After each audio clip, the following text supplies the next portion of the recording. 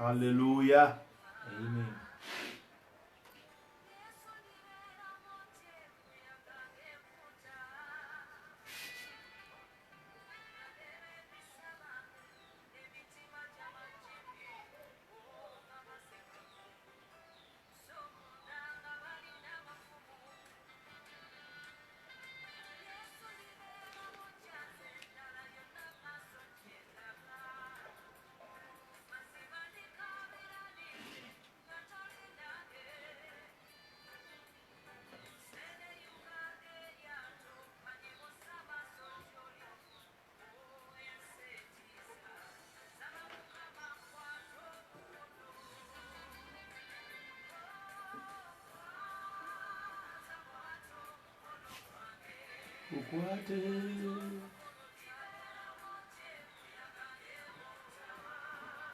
Hallelujah.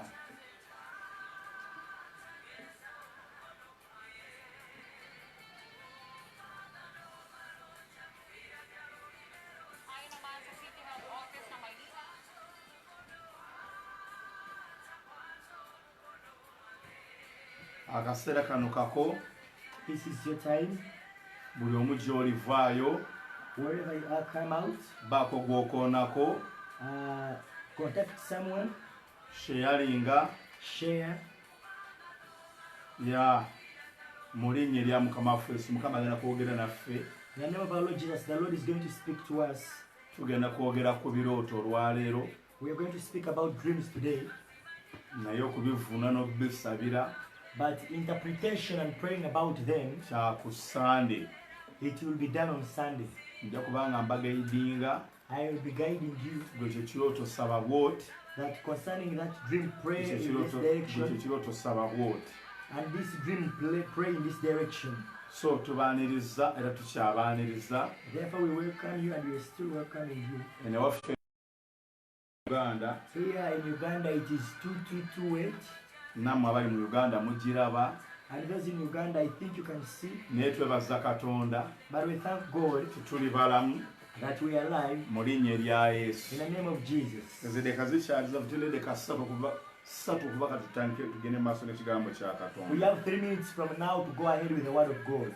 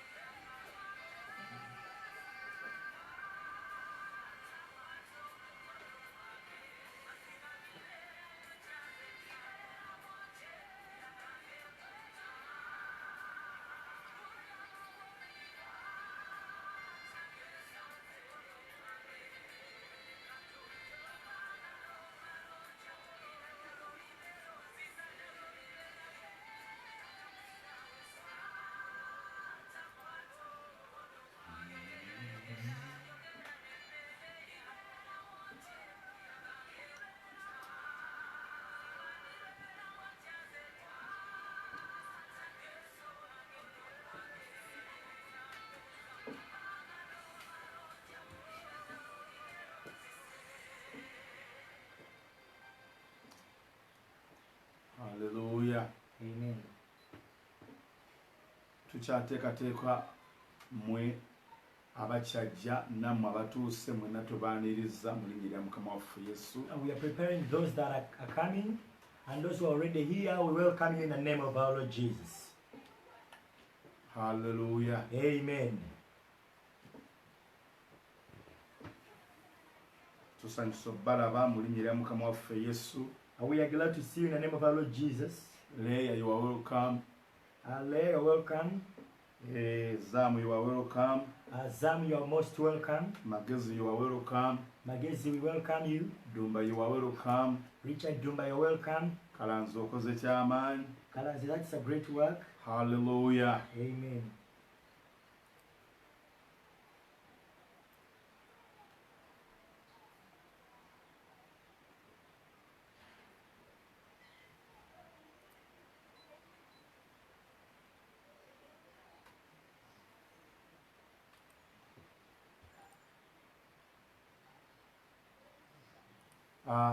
olwaleero Today, tugenda kwogera ku kiyitibwa enjogi Katonda ayogera. we are going to speak about what is termed as God speaks. Kitaffe mu kiseera kino tuweewaayo, Father, in this time we commit our lives. tuleeta n'abo abakyajja, We devote those on the way coming. bakulembere ayi Mukama, Lead them, O Lord. basobozese Mukama, Enable them, O Lord. leka data abamale, Let data be enough for them. leka ekisa kyo kibeerewo Let your grace be mu available. linnya erya Mukama waffe Yesu. In the name of our Lord Jesus. Na buli yenna agenda okuwulira And whoever is going to listen, aleme okusigala kyekimu let him or her not be left the mu same. Kristo Mukama waffe Yesu. In the name of our Lord Jesus. Olwaleero Today, tugenda kwogera tugamba nno Katonda asobola okwogera, our theme is that God can surely speak. era Katonda ayogera atya naawe, Katonda ayogera atya nange. How does God speak to you and how does God speak to me? Era tulaga Katonda ayogera emirundi esatu. The scriptures show us that God speaks thrice. Ayogera kuyita mu birooto, He will speak through dreams, okuyita mu kamwa k'abannabbi, through the mouth of the prophets, n'ebitundu ebitali bya ngeri ze zimu. and in many various parts. Tusanyusa okukwaniriza oye, We are glad to see you, Oye. tuula okkalire mu linnya erya Mukama waffe Yesu. You sit comfortably. So buli yenna atuwuliriza olwaleero, So whoever is listening to us bw'oba today, oyagala okuyiga, if you want to learn, bw'oba oyagala okusoma, if you want to learn, to study, tugenda kukuyigiriza kaakati we are going to teach you right now. mu linnya erya Mukama waffe In Yesu. the name of our Lord Mu Jesus. kiseera kino That in this time, Katonda ali mu kwogera nammwe abamu, the Lord is speaking to you already, some naye of nga you. tumanyi Katonda ayogera naawe. But yet you cannot notice that God is speaking to you. Abaleetedde ebirooto, He has brought you dreams. abaleetedde okwolesebwa, He has brought you visions. ayogedde mu birowoozo He byammwe, has spoken through your mind. naye nga tumanyi Katonda ali mu kwogera nange. Yet you cannot notice or realize that God is speaking to you. Tusanyusa okulaba Tony mu linnya erya Mukama waffe Yesu. Tony, we are glad to see you in the name of Kati our Lord Bayibuli Jesus. bw'ogisoma obulungi, Now when you read the Bible carefully, katutandikire eri emabega. let us start from the Genesis. Yoweeri essula 2:28 agamba, Joel chapter 2 and verses 28 says, Yoweeri, Yeah, Joel, yes. Yoweeri. Bayibuli, Yeah, Joel, yes. yes. Amen. So, Hallelujah. Amen. Thank Awo you. olutuuka oluvannyuma, Bible says in Joel that when it comes, ndifuka omwoyo gwange ku bonna abalina omubiri. I'll pour out my spirit upon those who have the flesh. Kale batabani baabwe ne bawala baabwe Their sons and daughters baliragula, shall prophesy, abakadde baabwe and their old men, baliroota ebirooto, they will have dreams, abalenzi bammwe and your sons, baliraba okwolesebwa. they will see visions. Praise the Lord. Amen. Katonda agambye The Bible has said, nti mu nnaku the ez'oluvannyuma Lord has said that in the later days, tusanyusa okukulaba nnakweyira, and Aquila, we are glad to see you. tukkiriza Katonda omwana agenda kumuwonya. We believe the Lord is going to heal your son. Dumba tukwaniriza, Dumba, we are happy to see you. bwe tukulaba tulaba omuntu omulamu, Whenever we see you, we see a living person. bwe tutakulaba tuba tutidde nti oba omusajja yakazekaze dda. And when we don't see you, we think as if maybe you are already So dry. Even Tony, otukoze bulungi nnyo okujja. amen, you have done a great work to come also, Tony. Inne Tone bw'ati, Now, naawe Tone bw'otyo tusanyusa obbalaba bannange. amen. Mwebale mutuule mukkalire, So sit comfortably. bw'oyagala ebbaasa ey'ekimu eky'ekumi oba ekiweebwayo Asha waali wano agikutuuseeko. If you want an envelope for the tithe and offertory, the usher is around to put it to you. Bw'obaagala tukuweereko kasimu, If you want us to give you a phone call, registering enamba yo mu inbox, register your number in the inbox oba seekyo ku namba yaffe eya WhatsApp. or on our WhatsApp line. Mbalira abakubasaba mwenna abali kutulaba abazze, So I kindly request all those that are viewing the other tuubeeko time, ky'oyiga obeeko ky'osoma mu linnya erya come Yesu. on, settle and learn something and listen. Tetwagala mutambule tambule. We don't want you to move up and down. Kati Bayibuli egamba nti mu nnaku ez'oluvannyuma Now the Bible says in the latter days, Katonda agenda kukolera mu bintu ebifanaganako bwe biti. the Lord will work in things that are like, Abawala n'abalenzi Mukama agenda bayiwako amafuta, The Lord is going to anoint the sons and nga daughters basobola okulagula when they can prophesy. ate bajjajja basobola okuleeta ebirooto. And when the elders can bring dreams. Abooluganda Katonda ayogera. Ladies and gentlemen, the Lord speaks. Lwakuba abantu tetumanya nti Katonda ayogera. Though we people can never know that God has spoken. Naye Katonda ayogera mu bitundu bya mirundi esatu. But the Lord speaks in 3 dimensions. Naye ekisookerwako kyonna But the first start point, ekyo that one, n'enkoko even the hen, n'embwa even the dog, n'ente even the na cow, buli kintu kyonna and everything, Katonda yakikiwa. God granted it that Buli part. ekirina omwoyo. Anything that has got a Okimanyi soul. nti embwa eroota, Yeah, a dog can dream. ensolo eroota, An animal can dream. ekinyonyi kisobola okuloota. A bird can dream. Naye simanyi kiba kyo kitegera kyekiroosa, I don't know.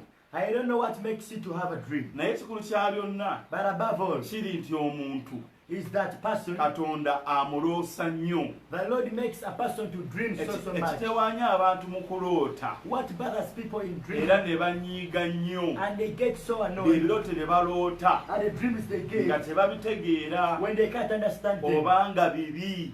or when they are nightmares. Katonda bw'aba ayogera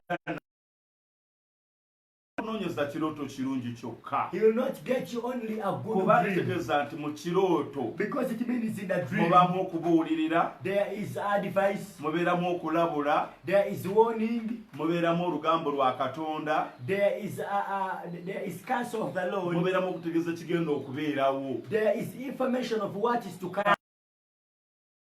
In a dream, Mu ngeri gye kijjamu in the way it is presented, kyanirizenga always embrace it. era tokitwala nga nti no tekirina mugaso. Never take it of no value. Kati mu bufunze olw'obudde Now, in brief, because of oyinza time, okuloota ekirooto you may have a dream, ng'amazima gennyini and when surely tolina akikuvuunulira, you have no interpreter, n'onoonya akikuvuunulira, and you look, naye ne kimubula. and then they fail to Naye get. ebirooto bino But these dreams, birina obubonero they byogera. have got signs and they can Osobola speak. okuloota ekirooto You can have a dream nga tokitegedde, when you didn't naye understand, ng'empita gy'oyisemu mu kirooto ekyo but the feelings that you got in the dream, banenge kumazeeko emirembe. surely it has taken away your Naawe peace. kennyini ng'ovuddemu n'entiisa. When surely you are so Kati frightened. ffe abalokole tukola ki? Now with the born again, Tuyimira what ku do we bigere do? byaffe We stand on our mu feet linnya erya Mukama waffe in Yesu, the name of our Lord Jesus. tugamba nti ekyo And nkigaanyi you said that when I era refuse, tekijja kumbeerako and it shall come not come upon me. n'okukisiibira era And n'okisiibira. even fast about it. Kasobola nga kikutiisizza. If at all it has scared Waliwo you, ebirooto ebirala there are other dreams. nga byekwekakweka. When they are hidden, Nze namukwano gwange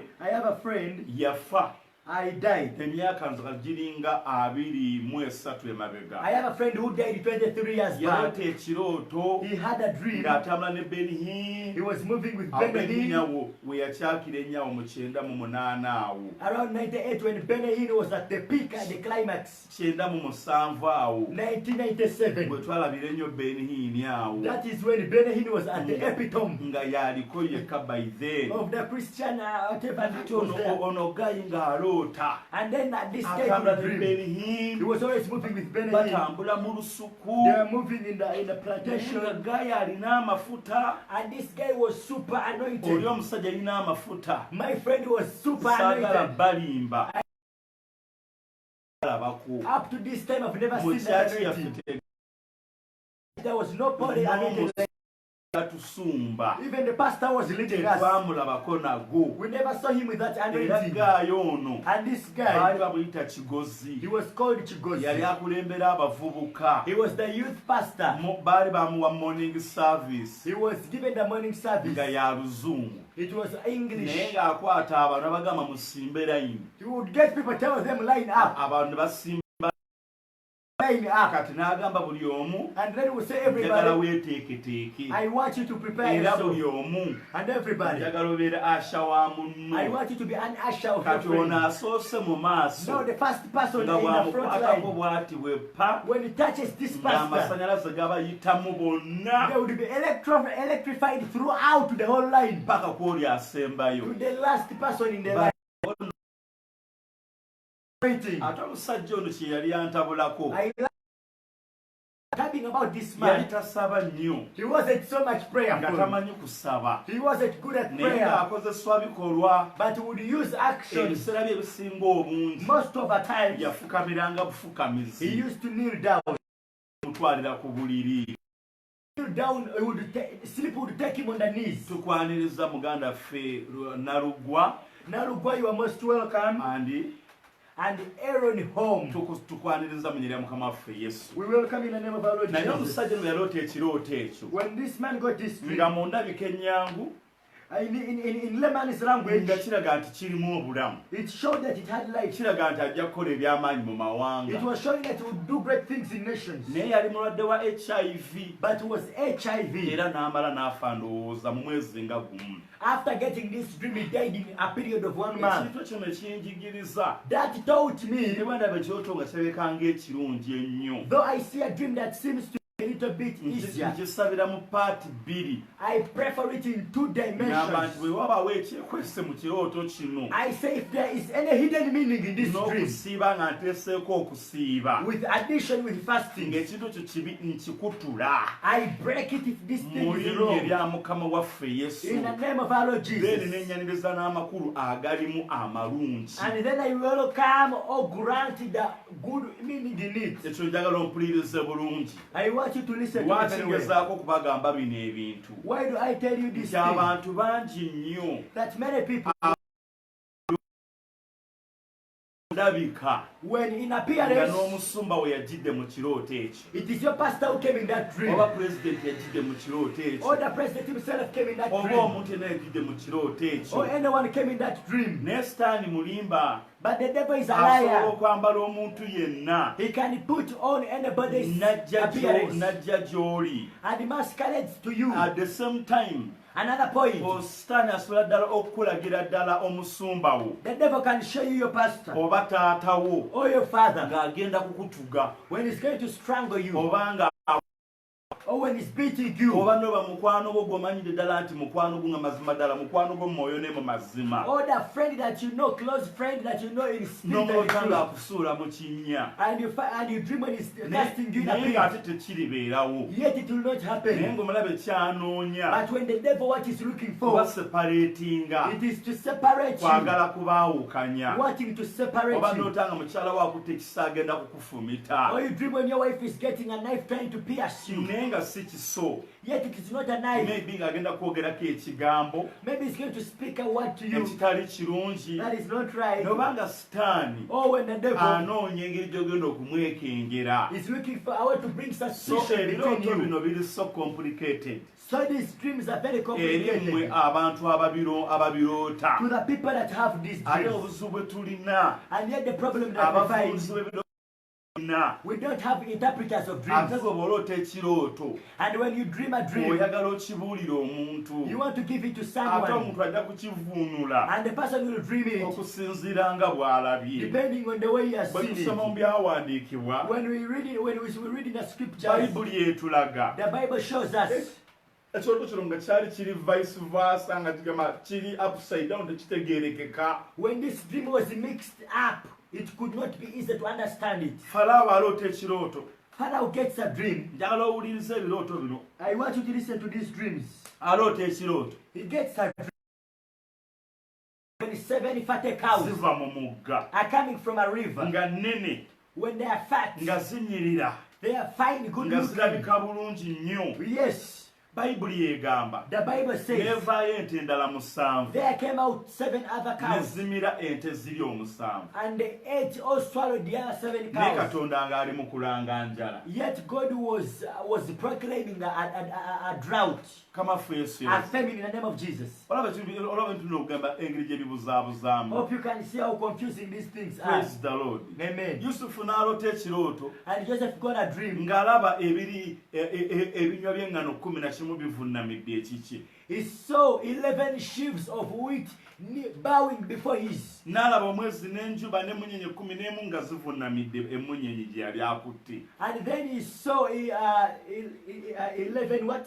Munyenye 11 stars together with the sun and the moon bowing before his star. kwegamba nga bibuzaabuza byonna. All these dreams were Kakati confusing. ebirooto Now dreams, nga bw'okiroota like the way you dream si bwe it, kibeera kitegeeza. it is not what it naye means. nga tonnafuna muvuunuzi But before you get an interpreter akuvuunulira ekirooto that ekyo, interprets that dream, kyeweetaaga si kirala, what you need is not anything weetaaga else. okusaba. You need to pray. Ekirooto bwe kijjanga mu maaso go, Whenever a dream comes to you, muganda wange mwannyinaze, my brother, my sister, olina okusaba. you ought to pray. Ekirooto kisabire sayidi bbiri, Pray for a dream in two directions. kutula obubi bwakyo, Break its evil oyanirize obulungi bwakyo, and welcome the goodness in it. era olagulire mu kirooto ekyo, And prophesy within that dream. era otonde obulungi mu kirooto ekyo, Create goodness in that dream. kubanga Katonda ayogera mu birooto. For the Lord speaks in Mu dreams. kitabo kya Yobu essuula ey'ekumi In the book of Job chapter 14, bayibuli egamba bweti. this is what the Bible says. Tubaaniriza mwenna abaliko munyira Mukama waffe Yesu. We welcome you those that are online. Yobu 34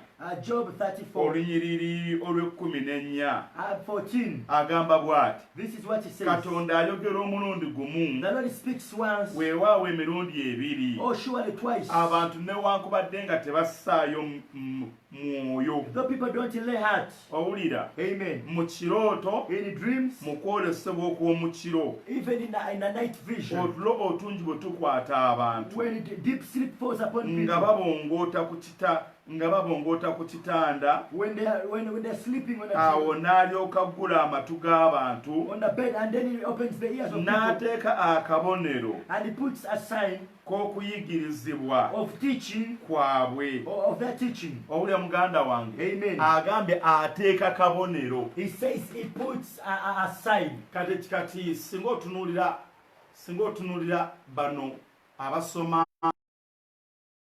If you look at these people that read the news, olaba ng'omusajja akola bwati n'akola bwati n'akola bwati n'akola, naye nga gwe atakimanyi tosobola kukimanya. you'll see this man opening like that up and down, yet the one who's reading, or the one who's just looking at the man, you cannot perceive. Naye ng'ate ye kasiru, Yet, yeah, oh sorry, wonderful.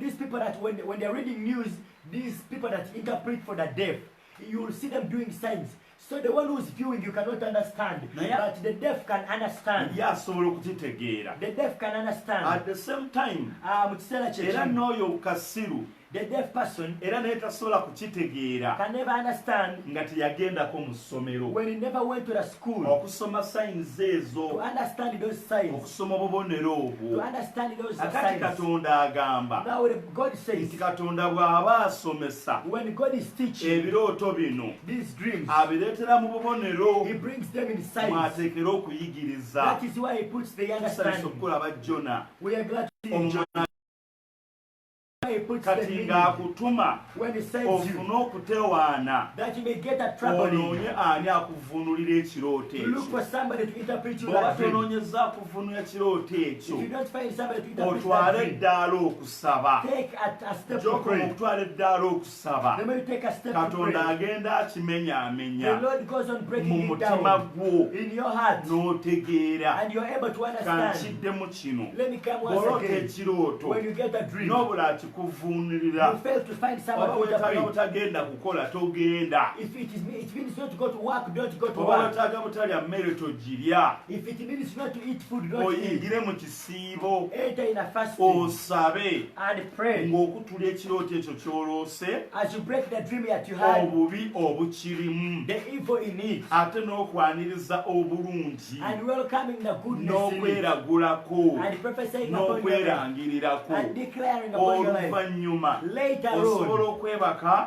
you can sleep, Mukama n'akuma n'ayogera naawe, and the Lord will come back and speak naye to bwe you. kitabeera ekyo, But if it is not obeera that, omaze okutta obubonero obubi obuli mu kirooto ekyo kyo bwonna. you have killed the evil and all the signs in that Ky'ofa dream. olaba nti omuntu bw'aloota ekirooto, That is why when somebody gets a ayagala dream, okumanya amakulu gaakyo, he will want to know the meaning. ayagala kumanya naloose He ki, wants to know what did I aba dream. ajja kunoonya agamubuulira. He will look for the Bwe meaning. tunaasoma mu Danyeri When you read in the book of Daniel, essuula esooka, chapter 1 ssuula yakubiri, or chapter 2, ne tugenda ne mu Danyeri and we also go in essuula Daniel, essula ey'omukaaga chapter 6, awo wonna wonna tulaba we all see that part. ng'abasajja bano baagala okumanya amakulu g'ebirooto. These men wanted to know the Ne meaning of mu the dream. Danyeri essula ey'okuna Even in Daniel chapter 4, kitegeeza it nti means singa omuntu osisinkana omuntu if a person meets a person n'agamba nti niwo and tells him no, mu Luchina awo abeera akubuuzizza he has greeted you maybe in Chinese, naye kati oli n'akusangaawo but then somebody finds you nga there. tumanyi ko tekitegeeza You don't know what it means. n'agamba niwo And tells you oba no. otegeeza oba agamba ki You'll ask yourself, what oba is he olina saying? okunoonya ategeeza What? If he finds that you don't understand, agala akola akabonero. he wants at least to do a sign. Waliwo omusajja yali makanika wa mmotoka ye Sudaani There was a man who was a mechanic in naye Sudan, nga tamanyi Luzungu but he never knew naye English, ng'asobola okwogera ekyuma but he could speak metal. kakati ng'asobola okugamba mukama w'omuzungu Then we would speak to his boss who was a white man. n'agamba emotooka He would say that a car, this man would say car. nagivuga I could drive it. enagaana drive enagaana And when I drive it, he fails. gama nga ayogera oluzungu mu Luganda He would mix English and Luganda. ng'anoonya oli agezeeko okutegeera He would find, I would look for a way for the other person to understand kiki kyayogera era kiki kyamugamba what he's trying to say and what he means. kakati katonda bayogera naffe mu birooto Now when the Lord speaks in dreams, mu linnya erya mukama waffe Yesu in the name of our Lord ayogera Jesus, naffe mu bubonero he speaks to us in signs, ng'ayagala onoonya omuntu anaakubuulira kiki ky'oloose wanting you to understand what you dream. kati ye Yobu agamba Now Job nti says katonda ayogera that God speaks mu birooto in dreams. lwakuba abantu Though people tebassaayo mwoyo don't lay their hands. kati Nebukadduneeza Now mu Nebuchadnezzar, Danyeri essula ey'okuna in Daniel chapter okuva 4, ku nnyiri eri olw'ekkumi from verses 10, amini olw'omunaana from verses 8, agamba ntegedde he says, I've mwagala known. okuŋŋamba ebigambo You ebivundu want to tell me evil words, ebiro biwaanyisibwe that seasons may be nga changed. sikyasobola When I cannot nkomyawo sizoni. to bring back the In season. other words, Munjogere endala. ekirooto kino kye naloose The dream that I had, kyantiisizza nnyo it really frightened bwe me. kiba nga kituukiridde If I told it has come to nga pass, saategeera amakulu gaakyo when I didn't understand the meaning, kigenda kunkuba nnyo it is going to hit me kyova so laba much. nti Falaawo bwe yaloota ekirooto That is why when Pharaoh got bwe a dream, baamubuulira amakulu g'ekirooto ekyo when they gave him the meaning of the dream, kyasobola okumuyamba it was able to help him okusobola okuteekateeka ensi ye to prepare his world, ensi ye n'efuna emmere and his nation was able to get food. kakati olwayo ku byafaayo ebiriwo Now today on the history that is there, bagamba nti waliwo ekibiina they said there is a group oba waliwo abantu or there is a people abaagala okukendeeza ku bungi bw'abantu that want to reduce on the population of people. naye ng'ekintu ekyo But that thing, kwolesebwa kwabwe that is their vision, that is what they see. bakirootedde emyaka They have dreamt for it about many years. bakirootedde ebiro bingi They have dreamt to see that for many Fiona generations. tusanyusa okulamunyira mukama waffe Yesu. Fiona, Jane Francis, and Tumusime, you are welcome. Tusime, you are welcome. Praise the Lord. Amen. Bakigamba kirooto kyabwe kimaze ebbanga ggwanvu. This is their long lifetime dream. Mulimu ebintu eby'enjawulo There are many things there ebirina okukituukiriza. that must fulfill it. Bayibuli kyegerako mu kubikkulirwa What the Bible speaks about in nti wajja kujjawo Revelation, ennamba 666 that there shall come 666. nga tosobola kugula nga tolina nnamba eyo. You cannot buy anything without that number. Sitaani n'ateekawo n'abo kugamba beeriyitamu. And the devil puts people where this number will pass. Praise the Lord. Amen. N'abo beerikola ki He beeriyitamu. puts people in whom the number will pass. Oh, the people that will fulfill the coming of that number. Praise the Lord. Ne Amen. Katonda naye ng'abamanyi. And God already knows them. Praise the Lord. Amen. Hallelujah. Amen. Kati gwampuliriza mu kiseera kino. Now whoever is listening to me in this time, njagala otegereze kino kye nkuyigiriza. I want you to carefully look at what I'm teaching Nti mu you. kiseera kino That in this time, ebyawandiikibwa mu Bayibuli the scriptures in the biri Bible mu kusembera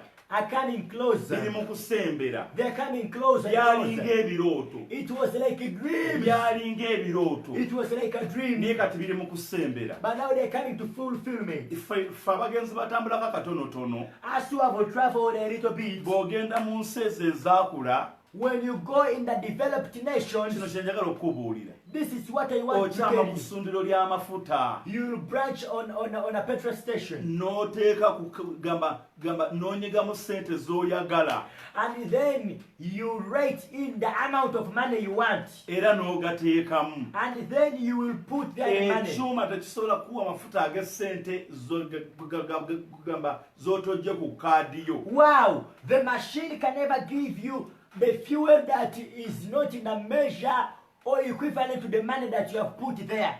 tusanyusa okukulaba muganda waffe lugamba Ah, deriki akiiki Rugamba Derek Akiki, we are glad to see you. muganda waffe Aaron tusanyusa okukulaba. Brother Aaron, we are glad to see you. Even KN, we are glad to see you. The name went a little bit ahead. Mukama waffe Yesu yebaze. Amen. Kakati olaba Hope you can see nti that bw'atalina kaadi eyo you doesn't have that card. bw'ogenda mwaga amawanga If you go in those nations, tojja kunywa mafuta you will not take fuel obudde obw'ekiro in the night time. era kigenda kubeera ddala nga tekyali akuguza amafuta ku ttoto. And the time is going to come when no one can sell to you Eh. or administer ekyo kyali kirooto the fueling. That was a dream in those days. kizze kizimbibwa It has been built over time, n'ebirala bikyajja. and many are coming. Wonderful. nakati bw'oloota So ekirooto when you get a dream, lw'okiroose the day you have si lwe it kigenda is okwapeninga not the day it will come to pass. era si lwe kigenda okubeerawo. Wow, it is not the time it will come to kisobola pass. emyaka 3 It can take 3 years. emyaka 5 It can take 5 years. emyaka 7 It can take 7 years. n'emyaka 10 Even 10 nga years. tekibeerangawo When it has never come to naye pass. ne kijja But then it comes kubanga tewakissaako mutima. because you never laid heart on it. Oh, this is what I'm learning. I believe over time, these people had a dream. Many times people will tell you that Goni Mukulota, you are just dreaming. Yes. So these people had a dream. I believe these people had a time whereby they say, how I wish I could, we would not disturb ourselves. Tetwesumbua, no banga mafuta yekwe, tosumbuka na temu musimango na kuteremu because ebicha kugamba to ease any things. Yes. So they went on, they had it in their mind, but they went on building it until when it came in the reality. Yes. What they were believing in their hearts, what they were wanting to see, later on they built it until when it came out. Yes. Yeah, so I don't know about it, but I'm really learning a lot also. Yes. Amen. Kakati gwe ampuliriza olunaku olwaleero. Now whoever is listening to me, Tulina abasajja abasambi b'omupiira. we are footballers Ngabo be tuulira ba Messi, like Messi, ba Ronaldo, Ronaldo. mu myaka 6 At the age of 6, baali bamaze okubazuula. they had already discovered them, Abazadde baabwe and their ne parents babasaako amaanyi. put much effort on Kati them. gwe bw'owulira Messi Now for you when you hear Messi n'obugagga bw'alina and the wealth he okuva has, ku myaka 10 from 10 years, era atandise okusasulwa he was being paid kubanga ye yatambulira mu kirooto kye. because he moved in his dream. Yatambulira mu kwolesebwa kwe. He moved in his vision. Kwegamba ebiro bigenda byeyongera ng'asituka ng'akulaakulana. So seasons go on as he improves, as he prospers, as he progresses, as he gets greater and greater. Kakati naawe Katonda w'oli awo. Now also where you are, Okwolesebwa a vision si tteeka is not a nti law olina okubaako ky'olaba. that you must see something, Neeyolesebwa but have a vision. olambe nti bwe mba ndaba famire y'ewaffe And he said, if at all I'm to vision my family, nange nga bwe neeraba and the way I envision myself, okusobola okutuusa famire y'ewaffe. in order to change my Nina home family, emyaka giri 2, I am 20 years of nina age. emyaka giri 3. I am 30 years.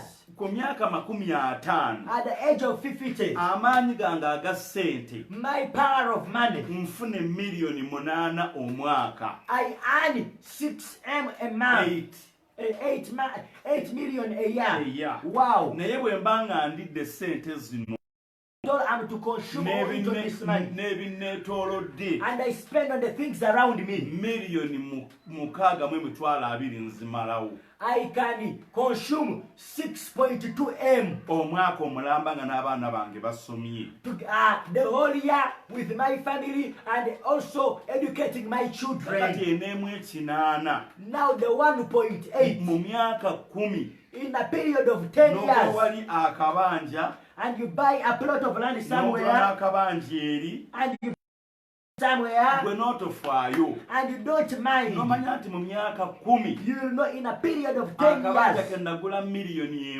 1 that the plot of land that I bought 1 M, ndigitunda miliyoni 5 I will sell it worth 5 M. kati olina bupuloti ng'obwo 8 Now imagine you have over 80 plots. olaba ofuna miliyoni 40 Can you see how you get 40 M? ne bakuba ng'okoze wali wholesale And I will see you having a wholesale oba adiweya or a hardware oba shop ekintu kyonna or something oli mega. akulaba alowooza nti wafunye bufunyi ssente Wonderful. The one who sees you will think that you just got money instantly. naye nga wayolesebwa Kumbe, you had a vision n'ozimba and you built n'ozimba and you went on building n'ozimba and you built and built. praise the lord Amen. okona kubeera kwolesebwa That is also a vision. ate ne tuba ne katonda engeri gy'ayogeramu And then you have another way when God speaks to us. olunaku olwajjo Yesterday, nina omuntu mukama yandaze ekintu nga ye mulwadde omutwe gumuluma there is something that the Lord showed me. This person had a headache and was sick. sisita we naye nga mulwadde talina ssanyu The sister was also sick without joy. sisita n'anzaamu n'aŋŋamba And the sister replied to what I told katonda her. akwogereddemu Surely the Lord has spoken through sisita you. wange gundi mulwadde My sister is ne sick. sisita gundi And mulwadde sister so and so is sick. nange ndi mulwadde I am also sick. just n'okukola gundi eddoboozi Even I making a dream.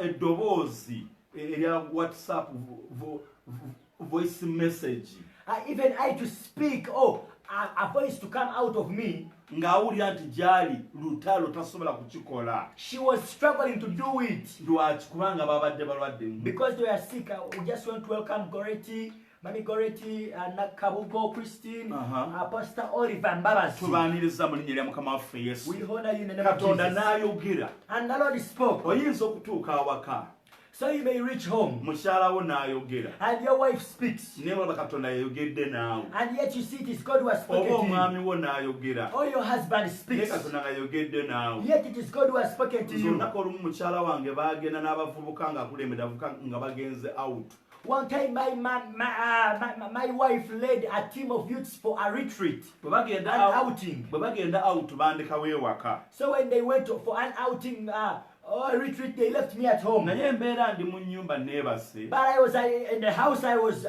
taking a naye nap. nga ndi awo nsirise Okay, I was taking a nap. ne mulaba mu kwolesebwa kwange mu nsi ey'omwoyo naye nga sirabye naye nga kinzijidde nga ndaba bamulese nga bamusitudde naye ng'agenda kunfaako nga yenna ensinga erebedde So in the spirit, I was able to perceive. The Lord showed me when they had brought her, and she was in a bad situation. n'ensaba And I prayed. ne musabira I prayed for nena her. masazaamu ekintu ekyo I said, I cast nena out this thing. masazaamu bwe yajja ne mubuulira When she came, I told her. n'aŋŋamba kyeyogedde kituufu And she told me, surely what you have spoken is kubanga true. gye tubadde For where we were, wabaddeyo abasajja nga bali mu mmotoka there were men in a car. nga balina enviiri ez'ebiraasi They had dreadlocks. nga buli weŋŋenda Wherever I was going, naye omu ku baana be mbadde naye n'agamba mami abantu baliwo balaba bali and they were watching on me. So, where I was going, there was a young man who said that, Mommy, can you see the other people? omwoyo nga bamuyita Rachel And this girl was called Rachel. abantu badde bakutambulizaako amaaso These people, it is like they are spying on you. ng'ono buli wadda nabo nga we They bagenda are following you wherever you go is where they are going. kitegeeza It means singa baafuna space if they had got an era opportunity, nzikiriza nti kyali baddewo I think it would have happened. naye nasaba But I prayed. nafuna kirowoozo I got a thought. ne It kijja ng'okwolesebwa came like a vision. n'enkiraba I saw it amangu clearly. ddala n'ekisiba n'ekigaana Immediately, I bombed it. I broke it and I rejected it. kakati abalokole Now born again Christians n'abantu bonna mu nsi eno and all people in this The Lord can speak to you. n'otebuuza lwaki omukyalo ono ayogedde kino ekintu. And then you cannot go an extra mile of asking yourself, why has she spoken to me such a word? oyinza okubeera ng'oli awo oluyimba ne lujja You may be there, maybe a song comes to naye you. nga lwogera ku kyennyini ky'oyitamu. When the song is speaking exactly about what you're going through. Either nga luvumirirwa ekikolwa kyo. Maybe it is rebuking that action you do. Nampijja tusanyusa okukulaba. Oh, Napija, we are glad to see. Either oluyimba olwo nga luvumirira ekikolwa kyo. When that song is against or rebuking that act that you do. Oba n'obikula Bayibuli. Or you just open the Bible. Naye nga Katonda akunenya mu Bayibuli awo. When the Lord is rebuking or chastising you through that Bible. Gwe n'obikawo. And you come and you say, bino si byange. Bino si byange. Hallelujah. Ngono bw'agambye. Amen. Akati kiki kyenjagala obbagamba mu kiseera kino. Now what do I want to put to you at this time? Mbagambye nti emabegako I told you that sometime na back, muganda waffe ku saa zino kuno kwali ku mpewo kuno. brother at this point is online. Agamba namugamba He says that I told nti him omukyalo oyo that woman tagenda kubeera wuwo. will never be yours. Togenda kumufunamu mirembe. You will not find peace in Naye her. kubanga yali amwagala. But because he was crazy in love. Ate ng'alaba mulungi nnyo. And this woman was really great. N'agamba bamusumba ali ku ki? And he says, maybe pastor is not clear. Ng'omukyala amuwaana bulungi. And the lady would praise her Era for so sure, much. era banne nga balina enkolagana y'amaanyi nnyo. And they had a tight, steady relationship. Omwami n'agenda n'akola. And the woman went out to work. Bwe yakola, So when he went to sente work, n'aziweereza. sent money. Kola kino, Please do kola this. kino. Do this. Kumba omukazi yeefunirayo omusajja omulala. Kumbe the woman had got another man. Sente zonna zonna nga yazitwala. Now she would divert the money. Omusajja abeera ali eyo ku kyeyo. Now the man was abroad working. Nkubulira ki mwana wange emaili eyakatuuka. In the diaspora, what can I tell you, Mary? Nga munawe ng'omukazi Now the woman, nannyini musajja the rightful owner of the man, ng'amukubira essimu made a phone call nti gamba mukyala wo that please kindly tell your wife ave ku bba wange. to leave my husband alone. Yamuzaalamu n'omwana. Even had a baby with my husband. Omusajja ng'awetanga akomawo. And maybe the man came back. Byonna byonna bye yakolanga bifudde. When whatever he was building had fallen Omukyala down, sente the yazitwala. woman had wasted the money. Naye nakimugamba mu 2015. But I had told this gentleman in 2015. Ekigambo ne kibeerawo awo. And the word was there hanging. Nga tasobola kukikyusa takimanyi. When he could not reverse or change it, he didn't know about it. Yagenda okukitegeera. By the time he came to Nga realize it, n'obugagga bwe nabwo babubiddemu. wow, even all his wealth had been wasted away. Tugambe Katonda ayogera. So we said that God surely speaks. Newankubadde abantu tebassaayo mutima. But people don't pay attention. People don't lay a heart. Ayogera mu birooto. He will speak in Naye vision. bulijjo But every now and then, abantu bawoza ne Katonda. people try to reason with God. How can I say? People always try to defend themselves. Oh, people always try to justify themselves before God. Nga bagamba kituufu Katonda akyogedde naye okusinziira nga bwe ndaba. They'll say it is okay, God spoke about it. Yes. Akati mbadde mbagamba yesterday So I was telling you yesterday, nti omuwala omukyala ono namuweereza ka message. I sent a message to this lady. Ono nja kumuddamu mwogereko kuba naye kati kwali ku mpewo kuno. I'm going to speak about her again because she is online also. So yena mugamba ekigambo mwedde kye bayitamu mu kiseera ekyo. I gave her a word and that is what exactly they were going through Naye at nga that nakyo point naloose time. kiroote. But I also just had a dream about it. Tusanyusa okukola bannansereko. We are glad to see you in it Ne now. mugamba Mukama yandaze I told you, and the Lord showed me mu kirooto in the dream. ng'okaaba omutwe. You are crying of headache, Yesitawo naye ng'akaaba and your sister was also weeping of the nga same cause, temulina mirembe. and you were peaceless. Naye And Mukama n'aŋŋamba bw'ati ne the bw'ati. Lord told me like this and that. N'agamba Musumba Katonda akwogereddemu. Told me, Pastor, the Lord has spoken through you.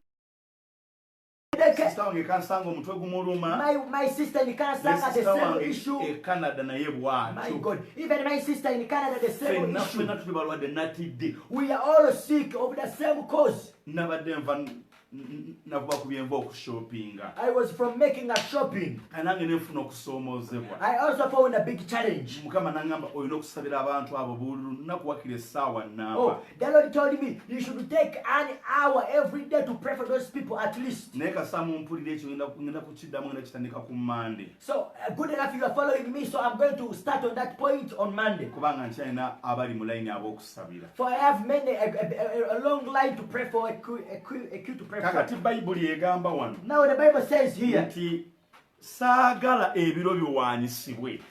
I don't want the seasons to be changed. Kakati kambako obujulizi bumu mmalirize. Okay, I want to give you another testimony, then I will wind up. Bwe nali nga nkyali brother mu When I was still a brother in church, buli omu nkusaba owulirize testimony eno. I kindly ask everybody to lay great attention on this testimony. Nali naakalokoka I had just accepted Christ. nga nakamala mu church omwaka gumu n'ekitundu. I was 1.5 years old in Naye church. nga leediyo yange yaliwo komaani buno obutono buno obwedda obwo mwe abamu kumwe temumanyi mwe temwabulako baamusi. I had my Walkman of our days in 90s. Yes. Amen. Kati wokumaani eyo Now this small Walkman, nenfuna obuzindaalo bwali bubiri I got 2 speakers, nga butono very tiny. n'ensala akadomola ka lita 3 So I cut a 3-liter jerrycan. n'empisa obuwaya n'ensiba obuzindaalo kati mu biro ebyo waliwo ennyimba ez'aba Betty Nakibuuka, Betty Namaganda, Fiona Ssenyonga be baali abayimbi bayiveeni ab'amaanyi. Exactly. So I designed this microphone. I made for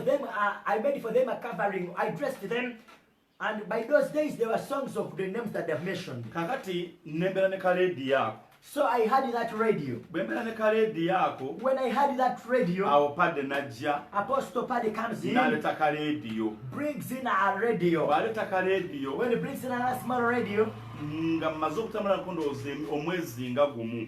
I had been with this radio for 1 month at least. Baali bagiyita Sony. It was called Sony Radio. Leediyo eyo ne ngikwata. I got that radio. Neepulira eddoboozi nga liŋŋamba. My God, I felt I had a clear voice telling Kwata me, leediyo eyo giwe taata Eva.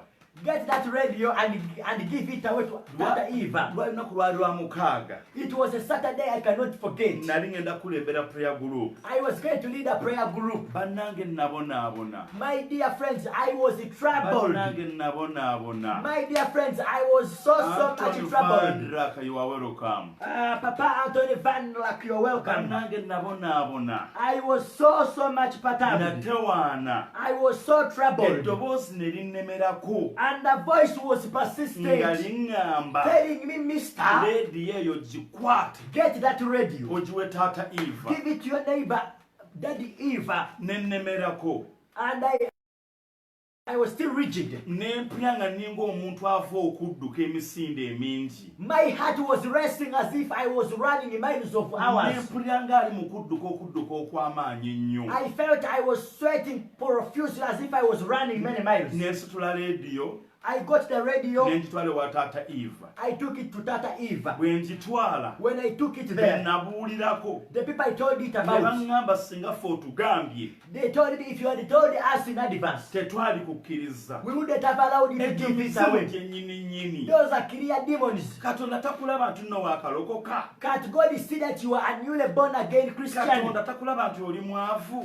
Can't God see that you are poor? Taata Eva n'atereka leediyo naye okumala wiiki ennamba nga tagiyimbisa. Also, Tata Eva kept the radio for a full week without tuning it on or using it. Ne mubuuza leediyo nga togiyimbisa. I asked him, why don't you use the radio? I gave it to N'aŋŋamba you. sikkiriza nti wampadde leediyo. He said, up to now, I have not yet believed in my heart that you gave me this radio. Kubanga tolina leediyo. Because you never had a radio, I know you very well. Mukama yaŋŋambye ngikuwe. I told him, the Lord told me to give it to you. Praise the Lord. Hallelujah. Omanyi ekyabaawo. Do you know what happened? Pastor James muwanguzi nsanyusa okulaba oyo namukemera mu prayer group ku Saturday gye twali tusabira. Yeah, Pastor James Mwangus, I'm glad to see. I used to lead him in prayer group where I used to pray from. Pastor, you are preaching good. I'm so blessed. You are welcome. Amen. You are welcome. Hallelujah. Kakati mulabe eno ffe gye tuli kati. So hope you can see where we are.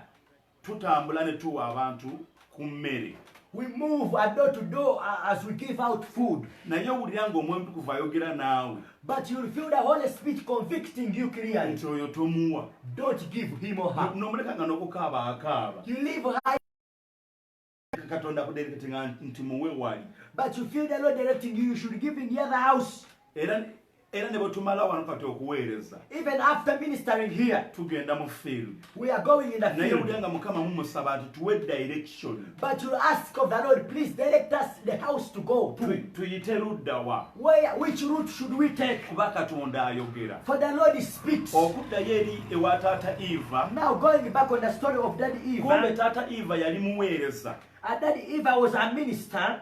bw'akomawo He was a servant in church when he comes back. omwana we baali beebase mu buliri ku makya When he came back from serving God, they were sleeping in the bed in the morning with the child. omwana we n'ava ku kitanda kya fuuti 2 And the child left the bed which was 2 feet long. omwana nga wa mwaka mulamba n'ekitundu The child was 1.5 years. n'agwa n'afa Fell down and died. taata Eva n'ava mu bulokole And Daddy Eva left salvation. n'ajajinga katonda And he began cursing God. n'akyayira ddala katonda And he hated God so much. mukyala wa taata Eva twali tusaba n'empula group gye nali nkulembera mu mwaka gw'e97 Now the wife to Daddy Eva, we used to fellowship with her in the prayer group which I was leading in 1997. bwe muwa leediyo omusajja oyo Now when I gave the radio to this man, n'ampita he called me. n'afukamira He knelt down. n'aŋŋamba oli mwana muto ku nze He told me that you are a younger boy compared to naye me. njagala kwenenyeza katonda mu maaso go But I want to repent before the Lord before you. kubanga namunyiigira Because I was angry with God. omwana wange yafa nga talwadde My baby died without even getting nali sick. nkola obwa asha I was an usher in nali church. nkola ebintu eby'enjawulo I was doing a lot of ministry in naye church. nkomyewo mu church But I choose to recommit myself in the church. neero musumba Up to today is a pastor. Hallelujah. muwa leediyo yange But it came because I heard the voice of God and I gave out my radio.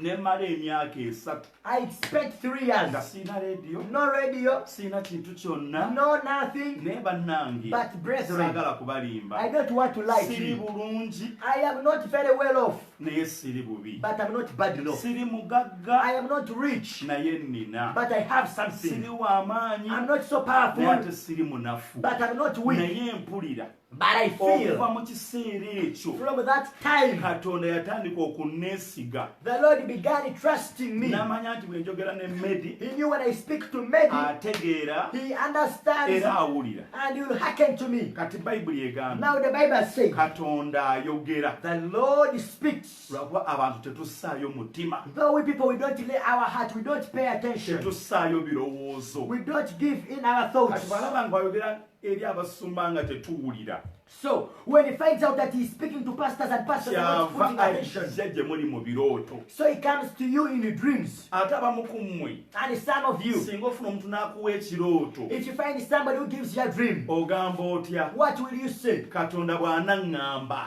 If at all God tells me, praise the lord Amen. katonda yagaana okwogera ne isirayiri The Lord refused to speak to Israel n'ayogera ne misiri and spoke with Egypt ne kabaka wa misiri and the king of Egypt. enjala n'egwa And then the famine came. mukama waffe yesu yebaze Amen. bayibuli kyeva That's egamba why the Bible says tiyagalanga muliraanwawo that love your neighbor nga bwe weeyagala as you wekka. love yourself. I want to put more light on what you have spoken.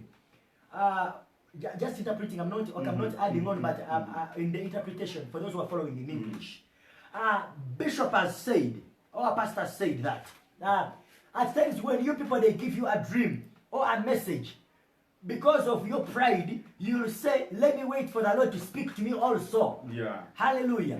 But then he has brought out an example that imagine the Lord refused to speak to Israel Yes. in the times of in Genesis, in the times of Joseph. Yes. But the Lord was able to Egypt. The Lord spoke to Pharaoh who never knew the Lord. Yes. Hallelujah. Praise so the Lord. we should always be receptive.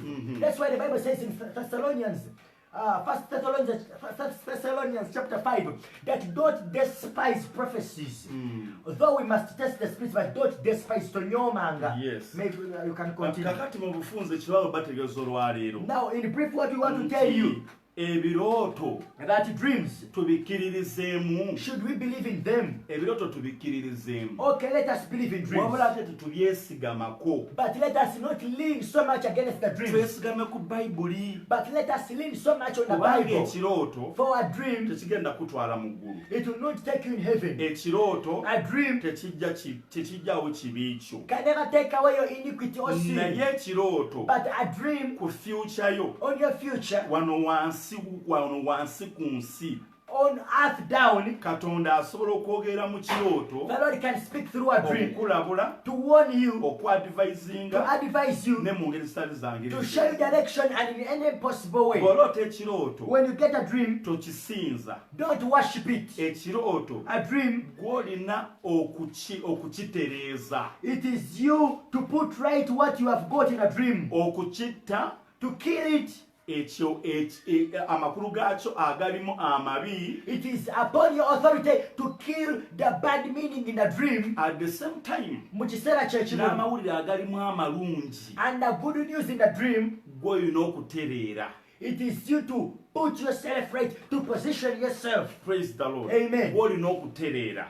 It is you to organize yourself. Kiri Katonda kyakugambyeko What God has told you about, kiryoke kituukirire. that it may be fulfilled. Katumalirize bwetu. Let us wind up like this. Mu kitabu Ssekabaka ekisooka In the book of 1 Kings, ndowooza essula ya 13. I believe around chapter 13. Mukama nnyamba. Amen. Ssekabaka ekisooka. Bayibuli weegambira omusajja yava mu Besereki mu Yuda nnabbi eyajja n'agolola omukono ku kyoto amaguma ne ga.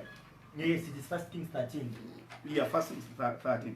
Yes. Bassekabaka ekisooka essula 13. 1 Kings 13, Tiwaliwo omusajja wa Katonda that there was a man of God yava mu Besereki mu Yuda. who came from Bethlehem of Mukama Judah. n'amugamba And the Lord told him, tolyaayo, don't eat from there, tonywayo, don't eat, don't drink, toyita mu kkubo lye watambuliddemu ng'ojja. don't come back from the route which you used to well going there. Mukama yali ayogedde naye. The Lord had spoken to Ekyo him. tekyali kirooto. It wasn't a dream. Bw'atyo Katonda bw'ayogera. That is how God speaks. Kaakati Now, gaali n'agenda Mukama n'amukozesa ebyamagero. he went and the Lord used him mightily. Musome Bassekabaka ekisooka essula 13. Yes, 1 Kings 13. Bw'amukozesa ebyamagero, When the Lord used him mu miraculously, kibuga mwalimu nnabbi omukadde. perfect. Abaana be ne bamubuulira ebyamagero n'amaanyi n'amafuta agali ku musajja ono. And his children, or his apprentices, told him the miracles and the power and the great move upon this man. Nnabbi omukadde n'abuuza akutte kkubo ki. And the old man inquired, which route has he used? Abaana ne bamubuulira. And his children told him the Omusajja route. n'afuga embalaasi And the man rode his donkey. n'asanga Gayi ng'atudde wansi He w'omuti. found the guy resting under a shade. N'amugamba gwe nnabbi I told him, are you the prophet eyavudde mu Besereki mu Yuda. that came from Bethlehem of N'amugamba Judea? yenze. I told him, yes, it is Tugende me. ewange Told him, let him go to my place. onaabeko I have some refreshment. olye ku kamere. You eat something. Nnabbi omuto n'amugamba And the young prophet told him, Mukama yaŋŋambye the Lord clearly told me, sirya gyenda I ze should not eat where I have gone, yadde okunywa amazzi neither taking a water, yadde okuddayo mu kkubo lye ntambuliddemu. neither using the same route that I used to Nnabbi go. omukadde n'amugamba And the old prophet told him, wali owuliddeko nnabbi gwe bayita Dyandiso? have you ever heard about prophet so and so? Taata wo y'ani? Who's your Taata father? wange ekitaakufa Oh, emmere. my father is Chitakufe Medi. Nze nnabbi gundi. I am prophet so Omwana and so. mugamba yes Oh, and he nabbi said, yes, I've heard about you. Mukama yaŋŋambye The Lord told me, nkutwale olye drink, naye bwe yali amulimba. yet he was lying to him. Olwamala okulya After he had eaten, nnabbi n'amugamba and the prophet told him, tewagondedde eddoboozi lya Katonda, because you never obeyed the voice of God ogondedde eddoboozi ly'abantu, and obeyed the voice of omulambo people, gwe tegudduka ku ntaana z'abajjajja bammwe. your cups shall never reach the burial places of your Omwana forefathers. olwatambula bw'ati When the man moved, the young prophet moved, empologoma n'ejja n'emutuga a lion came and strangled him, embalaasi ye n'eyimira wali. and this beast stood there. Empologoma teyalya mulambo. My God, the lion never ate the corpse or the dead body, Naye mu ggulu yagenda but he went in heaven. naye future ye but his future, teyeeyongerayo oh, never moved or never progressed kubanga on. teyassaayo mwoyo Because he never laid heart eri katonda ku bye yamugamba. towards the Lord, to which he had told him about. Gaayo no mu ggulu yagenda This man reached heaven. naye mukama wange nti tolyayo tonywayo But by the time God tells him, don't eat from there or drink, n'obubonero n'amafuta ebyamuliko and the signs and wonders and miracles and power that was kitegeeza upon nti him, mukama yali akyamutuma mu bitundu it bingi. means God was sending him in many other places. Ekyo kye kirooto. That is the dream. Ekirooto bw'otokikola When you don't respond to the dream, ng'okiroose when you have got it, noonya amanyi amakulu. look for somebody with a meaning. Bw'oba tomanyi makulu If you don't know the meaning, era nga tofunye akuwa amakulu gaakyo, when you can't find somebody to give you the meaning, siiba, you first saba, pray, kisazeemu, Cancel it. tokiginowalinga. don't ignore. Gamba amakulu gonna amabi Say every bad meaning nga in gaanyi this. mu linnya erya Yesu. I deny it opportunity in Nga the saba reality. mwogera mukama waffe I Yesu. cancel it out from fulfilling Abamu itself. bwe muloota ekirooto Some of you, when you have a dream, ogamba bugambi You'll ekyo simply say, nkigaana nkisazaamu genda you will say, I cancel it out. twala I refuse eddaala it. saba Take a time and go in deep kubanga prayer. ekirooto falaawo kye yaloota For the dream that Pharaoh got, kyalimu enjala ya myaka 7. it had a famine of 7 good years. Isirayiri abataamanya Israel that never knew about ne it, babeera abaddu ba Misiri. they became slaves to Egypt. Ne leero Isirayiri ne Misiri Up to now, Israel and Egypt, kye bajje babeere abantu abakwatagana. that is why they get in touch. Mukama yeebazibwe. Praise the Lord. Twagala kumaliriza We want to wind up nga tubagamba Katonda ayogera telling you and confirming it to you that God speaks mu ngeri ey'enjawulo. in a special way. Olwobeera mu service Wherever you are in a service, nze Pastor Anthony Vandra kanga yakajja when Pastor Anthony Van Black had just come, lwe yasooka okuyigiriza mu conference yaffe, the first time he taught in our conference, byonna bye yali ayigiriza byali binyiiza. whatever he was teaching about was really not good for me. It was annoying me. Gamba mpulira bikyamu byereere I was feeling resentment in my heart. I felt it was wrong. kubanga yali ayigiriza For he was teaching Katonda bye yayagala binkyuse. what God wanted to do.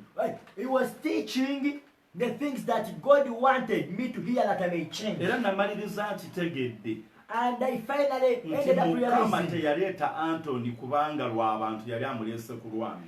I knew God had not brought Pastor Anthony as usual for our congregation, but he had brought him personally for me. Mukama ffe Yesu yali. Amen. Waliwo omuwala pastor yali abuulira There is a young girl pastor was preaching. service olwaggwa, When the service ended, omuwala n'alumba pasita. the girl went to the pastor. Yadde oba otegedde ebintu Though you have understood things, sirikangako, take some step and toswazanga go for it. banno bw'otyo. Never ashame and embarrass your people like that. Namugamba kiki? And the pastor asked, what is Byonna byonna it? bye wadde obadde ovuma nze. You are abusing me throughout the sermon. Kubanga Mukama yali ayogera naye. Because the Lord was speaking to this young lady. Praise the Lord. Amen. Buli anyiize Whoever is annoyed, Katonda alina kyakugamba. the Lord is telling you something. Buli ategedde Whoever has understood, olw'okwagala kwa Katonda. do the will of the Lord. N'ekiro And in the night, tugenda kubasomesa, we shall teach you deeper.